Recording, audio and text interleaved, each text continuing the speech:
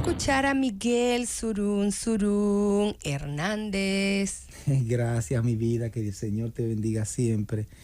Fíjate, nosotros hemos insistido referente a lo que nos está pasando como país, en el sentido de que tenemos una galopante crisis institucional, un deterioro de lo que son los órganos constitucionales tendentes a garantizar los derechos fundamentales de la gente, ya sea porque algunos de los actores pues les dan más importancia a su ego personal y a sus intereses, y a veces hasta sus intereses políticos, que a lo que es el deber cumplido de sus funciones, que se trata de proteger los derechos fundamentales del ciudadano.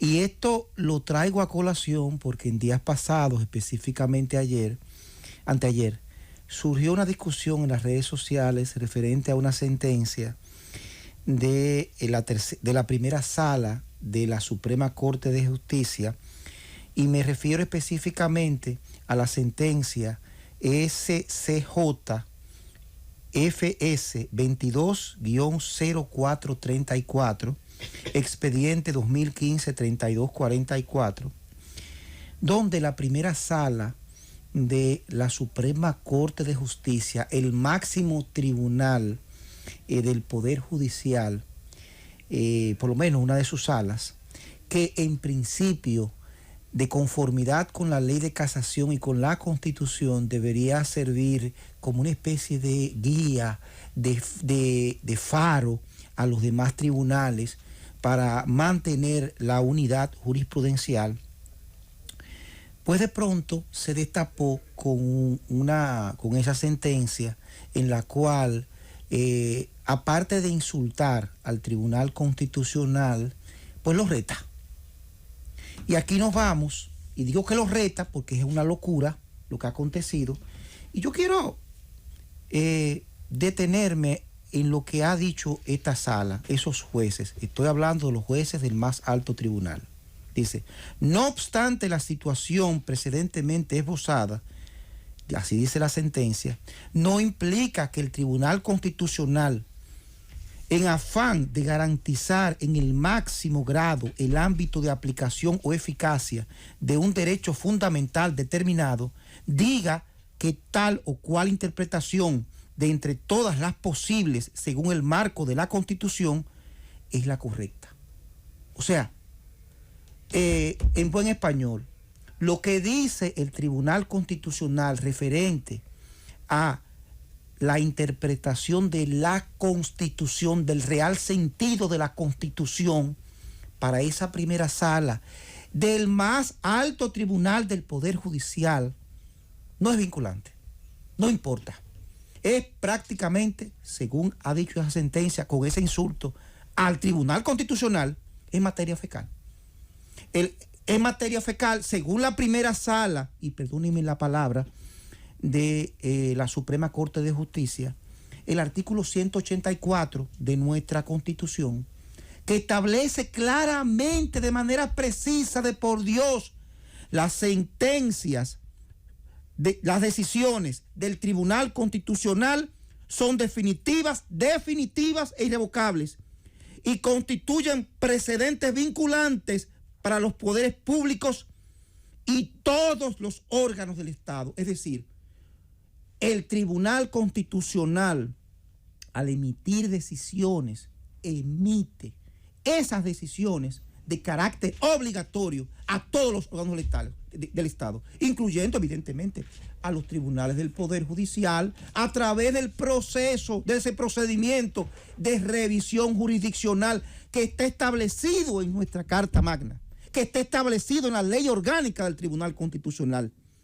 Constitución y artículo 184, que es la representación de la soberanía popular, a través de ¿qué? Del constituyente de por Dios, que representa al pueblo y que organizó el Estado en función de esas facultades jurisdiccionales, esas facultades constitucionales que tiene el tribunal como máximo intérprete de nuestra Constitución.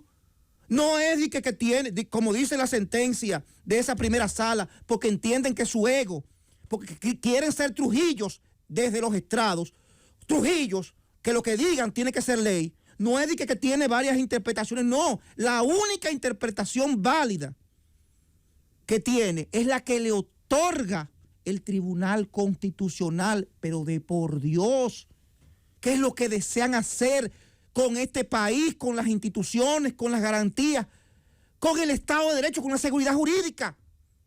Que esa seguridad jurídica que está garantizada a través de los precedentes de por Dios. Y cuando vamos entonces a lo que es el fondo del conflicto generado por un tribunal, el más alto del Poder Judicial, la primera sala, que ha desacatado una sentencia al Tribunal Constitucional, y qué pena que no haya un código penal que inmediatamente hubiera creado una responsabilidad por desacato, como lo contenía el que fue declarado inconstitucional. Señores, todo viene porque la ley 326 de procedimiento de casación, una ley que fue promulgada, nada más y nada menos, señores, que en 1953 establece que el plazo de caducidad del auto de autorización de emplazamiento en el procedimiento de casación, o sea, cuando usted recurre, en buen dominicano, cuando usted recurre en casación, la Suprema le emite un auto y usted tiene 30 días para notificar ese auto o su recurso es nulo, caduce. Así lo dice el artículo 7 de la ley de casación.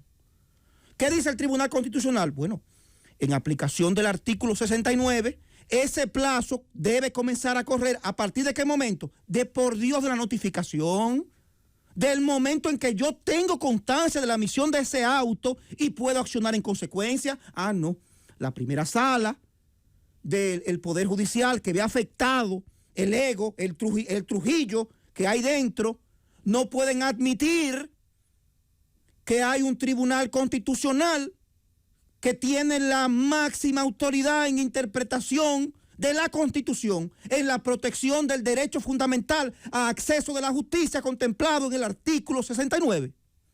Y por vía de consecuencia hay que enfrentar a ese tribunal. Y ahí es que uno llega a cuento del por qué se pretende destruir ese tribunal constitucional, de destruir su autoridad mediante una modificación constitucional. Porque tiene muchos enemigos esa jurisdicción.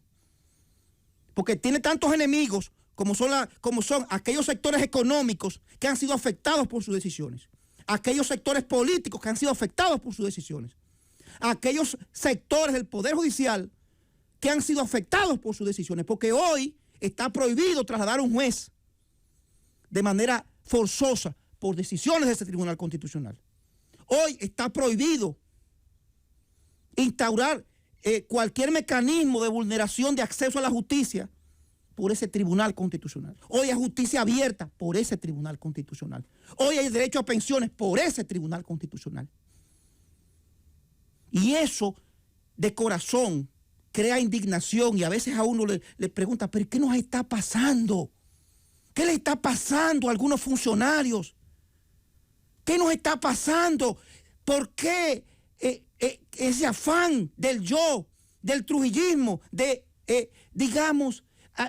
invadir competencias de otros poderes?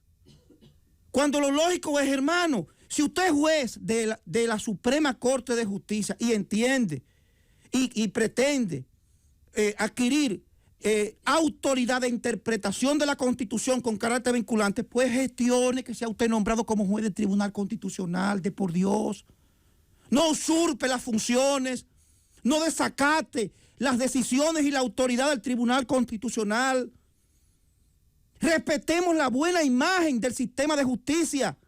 Respetemos esa seguridad jurídica que es necesario y que se crea a través de los precedentes judiciales, que es la única forma en que los abogados podemos, y las oficinas, podemos determinar el posible resultado de un litigio a la luz de una jurisprudencia constante que es trazada en materia constitucional por ese Tribunal Constitucional en virtud de esas atribuciones que le da nuestra Carta Magna. Señores, O nosotros abordamos, y le digo a los funcionarios, a los jueces, a los funcionarios estatales, o abordamos real y efectivamente el ejercicio de la función pública desde la perspectiva de la ley, de la Constitución, desde el respeto y protección a ese punto positivo de inversión que tiene que tener el país en función de su seguridad jurídica, o lamentablemente vamos a caer en el caos y vamos a destruir la poca prosperidad que podamos tener en el futuro. Llévatelo.